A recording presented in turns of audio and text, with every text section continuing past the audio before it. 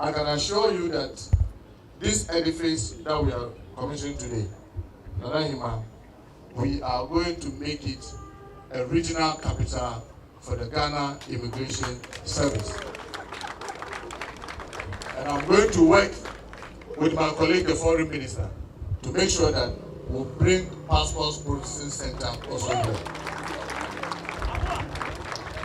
As we hand over this facility to the Mubarak Sector Command as a new regional office for the Ghana Immigration Service, let me reiterate the fact that without security, there will be no development. This is the basis of the government's commitment to continue to provide for the welfare of all security agencies in the fight against all forms of crimes in our society. I will call on you to be steadfast in your intelligence gathering to save national security. Let me also take this opportunity, the media, ladies and gentlemen, to address some concerns raised by some civil society organizations and the media about my recent comment with regards to removal of foreigners within our country. Let me say that what we did was lawful. If you check the Deportation Act, it is lawful. If you check the mineral mining laws, it's one of the options that we have. But let me just give you one of the key reasons why we opted to do that. In 2023, total number of individuals that were arrested that were properly recorded. As we all know, some get arrested and along the line a lot of things happen and they just get away without even being recorded in the system. But those that were properly recorded and charged were 218. At the end of 2023, only 24 were able to be prosecuted. Only 24. Without a single foreigner being among the 24. In 2024, that was just last year, 627 were properly recorded.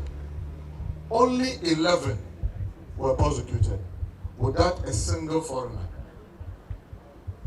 So, if you are the Minister for Interior and you know that foreigners are taking undue advantage of our judicial system and its delay and adjournment and weakness in our system, tell me what you do. I will say that our prime aim is to protect this country and to make sure that it continues to be safe. And most of them, when they get into our country, when you arrest them, they pretend that they don't have even passport. The Comptroller General is here. They pretend that they don't have passport. They give you fake names. When you take them to court, they take advantage of our delays in our court system. They get bail, and before you realize, they relocate to other communities and continue the harm that they are doing. That is why we resolved that for two crimes, one, finding yourself in our forest, and two, doing defrauding. For these two, when we get you, our option is to take you back into your country. And this we will continue to do to make sure that we sanitize the system. Because if, for example, last year, out of the 627 that were arrested, and almost about 200 foreigners were among them, if we had removed them out of our country, those doing Galamseyers in our country, the number would have reduced. But because they continue to evade or they continue to elude the judicial system, they continue to find themselves in our system and continue to create harm. As we speak, the devastation in our forest has gotten to 550 hectares.